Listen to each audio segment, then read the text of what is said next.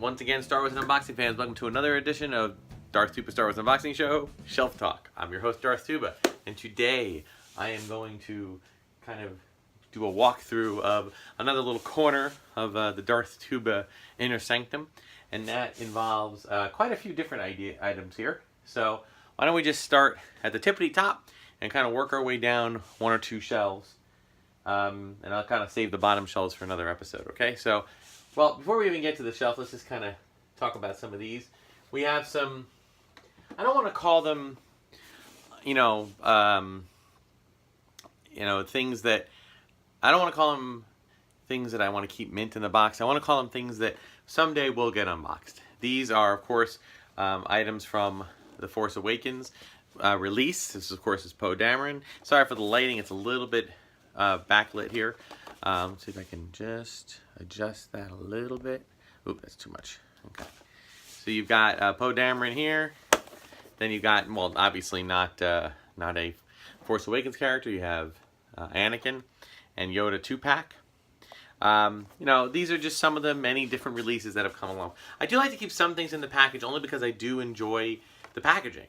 I just don't have enough room to store all of it in the packaging, so I pick and choose stuff here and there. But I have no real loyalty to keeping these in the package.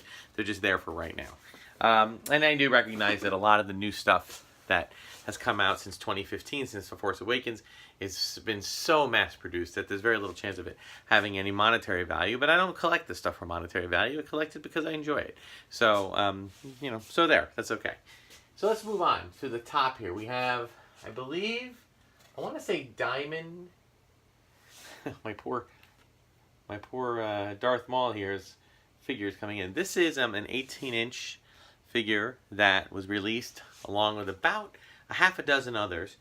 It was not a high-end release. This was a something you can find in most toy stores about 10 or 15 years ago. And what was really cool about it was that it was very detail-oriented. They are just regular figures.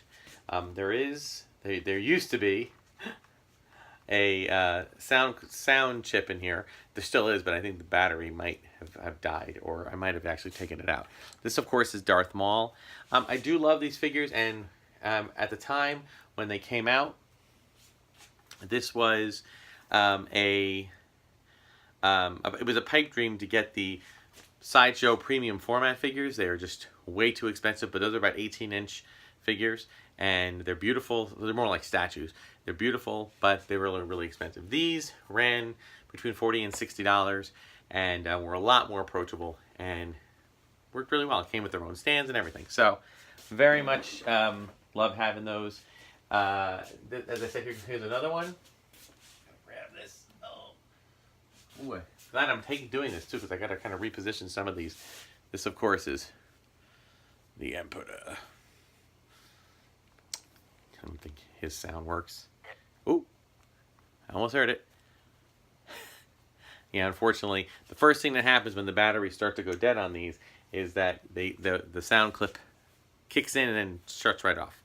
So, yep, doesn't sound like. So, ooh, he sounds like he's going to need some battery replacements. But as you can see from the look of him, I don't know if you can see it up close, but he's got a really nice texture to his robe. And, he has his cane. Just a really cool figure. Obviously, Emperor Palpatine is not quite the same height as other characters. So, there's a little bit of obvious, disbelief, suspend the disbelief when it comes to that. But still a really cool figure. So, and, fully posable. So, and again, you can probably find them. I want to say Diamond Selects might be the name of it, the company. So if you type in Diamond or Diamond Selects and then Palpatine, Darth Maul, there was also a Han Solo Hoth, and Obi-Wan Kenobi, and Mace Windu. I think I even have up here, you might be able to see it in the background there. I'm going to do this, I think I might have done this in a previous episode. We have a Han Solo, and Obi-Wan Kenobi, Luke Skywalker. So there's quite a few. I will say some of them look a little lanky. Like they're really tall and they're really thin. Okay, but other than them, especially those that are cloaked and have a little more to their outfit, they look really good. So, something to look for. Okay, and then we have here This is our R2-D2 deluxe Gentle Giant figure. Okay, and how do I know it's deluxe? Well, first of all, it has a lot of little tools and things that come out, which is very nice. Okay, it also has, I think, I'm afraid to try to get these things too opened up, but there it is. A little thing there. A couple of little opened up hatches. Okay, so that's really cool. I think there's some in the back too. I hesitate to do this. I'm not going to try much, very, very heavily. But this is, as I said, a deluxe version because if you look over here, I'll move these guys up here for now. You'll see that this comes with a Princess Leia, Ben Kenobi's little table with a Princess Leia hologram. So a nice little thing. I do believe you can, if you want. This is battery operated. I took the battery out because, again, I don't display these things on, with power on very often. And if I don't do that for a lot of batteries go dead and end up pouring acid into all of this, which I don't want to have happen. In addition, we have, next to that R2, we have the good old-fashioned Collector Series R2, which, again, for someone whose original 12-inch R2-D2 or 6-inch R2-D2 was nothing like the original, this was an awesome, awesome toy to get when it first came out. Okay, rotating dome, but the best part of that is that you can go 2-leg or you can go 3-leg, like that. And I do believe this one does that as well, but it's just a little bit more high-end, so I get a little nervous about moving stuff around. These, a little more resilient, so either one of those works. So yay, R2. And then here we have Yoda. I don't know if Yoda's working today. Again, a lot of these things, let's see. Oh, he might actually have... Do we have anything there for us, Yoda? Nope. Maybe the try me. Yeah, his battery's going dead. So, and that's my cue. And again, another reason I do these videos. Oh, yeah, he's definitely going dead. You can hear him, and there's a lot of interaction. I do believe this is it's kind of weird. It's got like you can tell by me touching it. This is like a rubber robe, which is very odd. I believe this is a Disney exclusive. Yep, the Disney store. So you might actually still be able to get this. I got this a few years ago, but you might be able to still get it. It does have some. You can see his rubbery face does the mouth move, the eyes blink when it's moving. It's kind of a cool little novelty. His lightsaber lights up, so some cool stuff. Kicking it old school here. We have, kids, this is what's called a belt buckle. That's right. You used to be able to buy separate belt buckles. You can put them on your belt and actually hook it up and actually have different belt buckles for your belt. You can hook it around here. Excuse me. And this one was a Star Wars belt buckle. I do not believe it is a licensed item. I think this might be, because there's no licensing on the back. I just think this is something that was probably created when the movie came out by just some really good buckle makers. I don't know. Probably just a standard buckle with a sticker on it, but still kind of cool, and it's very vintage. Apologize for my coughing. I think I'm getting a little taste of some of this dust. Let's go into... All right, so we have a few favorites here that you might have seen before. Okay, we have this one. We have the Hoth Luke. Oops, who's caught in the cabinet. Come on, Luke. Come on out for a minute to play. Okay, I can't remember if this is Hot Toys or Sideshow, but you can see there, pretty good face likeness. And I've had this for a while, so I'm leaning towards this being Sideshow because Hot Toys, because Sideshow has only recently been doing more photoreal. You can see all the cool, and this one came, I think it was an exclusive, it came with like the snowy back. So that was neat. Put that down there. And then, of course, we've done this on a previous episode. We have the Grand Moff Tarkin in his chair. Princess Leia, before your execution. Okay, so pretty cool stuff there. It's just amazing, the detail. The absolute detail that you can get with these figures now. I'm just blown away. So that's really cool. Love the chair he comes with. All right, and of course, this is a Sideshow Darth Vader. Something that at the time was a pipe dream almost, because it was very pricey.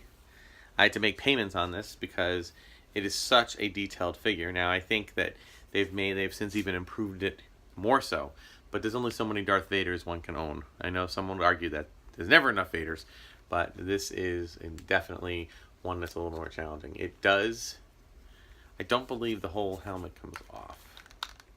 I think this is just a, oop, excuse me there, buddy. This is just the Vader look. So, actually, I think that his helmet's a little bit challenging to get on. Look at that. So I'll have to work on that a little bit when I'm done recording. I'll fix you, Vader. Don't worry. We'll get you back into normal. And then we have an Anakin. This is definitely more old school Sideshow. I actually think if you look closely and you see, look at that. He's got the yellow eyes. He's got yellow eyes, I tell you. Yellow eyes. Which means this is not Anakin Skywalker. No. This is Darth Vader. When he was first christened, henceforth you'll be known as Darth. And he looks like the Emperor was looking around, thinking of a name. Vader. So I always love that. And he's got his blue lightsaber, which is, right, what was, like Anakin did. He had the blue lightsaber. So really cool. Nice attention to detail. Look at those boots. Really, really cool. I highly recommend it as a great way for cosplayers to really get an idea of what to do with their figures. What to do with their costuming. If you get a Sideshow or a Hot Toys figure to kind of figure that out. That's cool. And then last from this top shelf, we have, oh God, now I'm embarrassed. I forget his name. Hammerhead is what I know him as. I think it was like Mahoa Hammond or something like that. An Ithorian, okay? Again, this is from around 2010. And I'm always fascinated by this alien creature. Look at the size of that. Like the Hammerhead that they created for the original vintage line, the little one.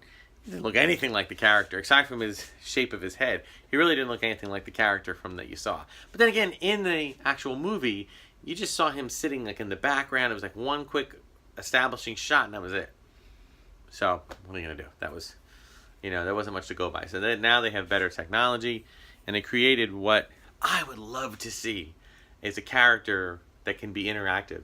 And I've seen concept art for the Galaxy's Edge part of Hollywood Studios and Disneyland, the Star Wars land that they're building. And they've had concept art with this kind of a character, maybe not the exact person, but same alien species. And I hope they do that because that is such a great character to be able to have there. All right. So now I'm going to just bring it down a little bit. Okay. Just so you can see a little bit of this. I'm actually going to just bring, I think I'm going to just bring the camera in a little bit because there is a lot of delicacies here. I will point out one thing here, and that's this little dude. In fact, I'm going to take him out because I think I'm going to bring him up. Santa Yoda. This is the Sideshow Santa Yoda. And it was a special exclusive. And it came with his little sack of toys, which is kind of nice.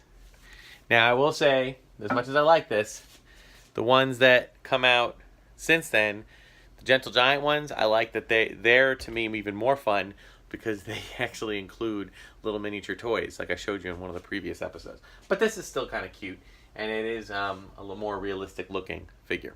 Okay, I'm gonna just tuck him up here with his bag, and I'll bring him up, and because I'm getting ready to store the Christmas stuff until next year, so he'll go in with storage for that. Don't bring him out. All right, and looking down here, we're just gonna look at this top shelf. We've got a, oh my goodness, I'm forgetting what this is. This is a Lego piece that honestly I am, oh, Cad Bane ship. That's what it is. It's Cad Bane ship from the Clone Wars. And then we've got this little tiny dude. I don't even know what they, oh, I guess it's might have been pirates. Might have been part of the Cad Bane set on a swoop bike. And then all of these are figures from a few years ago. I'll see if I can get the Battle Droid up, so just bear with me a minute here. I'm not going to take them all out, but I will take out the Battle Droid. I want to say they're Techniques, Lego Techniques. And as you can see, they don't look very much like the figures, except in very basic shape. But the really cool thing about this particular thing, and I'm really, really scared to do it, because essentially, whoop, that's what I was afraid of. Oh, no. Oh, dear. Oh, goodness gracious me. So that's exactly what I was afraid of. We have a couple of pieces here have gone missing. But essentially what this was, I'm trying to get Mr. Battle Droid's head up. Okay, this was I think it's Techniques. And it was more of a high-end, older way for the Lego enthusiasts to create Legos. But this was one that kind of, let's see if I can get this. They all had little gears and they had things. And this thing actually started off, this Battle Droid started off like in the folded up position, and you press a button and it could unfold. Now, I'm not going to demonstrate it because I can tell you right now it's not going to work. You can see here, this is the thing about toys, folks. Toys are not built to last like museum pieces. They're not. So I had this on display all for many, many years, and if you look here, this rubber band is lost almost all of its elasticity. So to try to do that would be a little dangerous. However, there is one little trick here, which I'm going to try to demonstrate. See if I can, I'm going to say if I turn this button in the back, I think I might have to, come on. Okay, goes back. He's supposed to be able to pull and then holds his gun, like the way the Battle Droids pulled him out. So that's kind of a cool little effect, and I kind of think that's kind of fun. So, that kind of stuff is cool. And in addition to that, let me just put this little guy back. Oh boy. In addition to that, we have a Jango Fett, a Darth Vader, a Pit Droid. All right, and there's a couple more down below, and I'll do them on a later episode when I do the bottom two shelves there, okay? So that's mostly it for today's episode of Darth Tuba Star Wars Unboxing, but I do have one more thing. It's a little thing, and honestly, folks, we're getting to the point where I've just gone past my 200th episode, and many of those episodes are featuring new product, but many of them are showing old product. So if I've repeated myself, I beg your pardon, okay? I'll try not to. But there just comes a time where there's a lot here in the collection. So I'm going to reach back behind the camera, and I'm going to bring out this little item, this little baby right here. This Star Wars Celebration 2015. I did not attend. I wish I did. The last Star Wars Celebration I attended, I believe, was 2010. And it was great. It was a lot of fun. Unfortunately, since then, there just have been, other life has gotten in the way, and I would not been able to do it. I hope to get back there. I'm not going to be the one that's coming April, but I'm hoping in 2 more years to be back to that one. If I can scrounge it up and come up with stuff, I will do that, and I will be broadcasting from it, and it'll be awesome, and it'll be great product to unbox and everything else. But for now, we just have to, be like a lot of people and watch through live videos. But this was one I saw as a product that they were releasing. And again, it was not something that was very expensive. And it wasn't something that sold out. But it was something that I felt like I had to have. So, if you look at it, it kind of looks like it's like a rock face. Almost like it could be an asteroid, perhaps. Wonder what's in it. Uh-oh. There we go.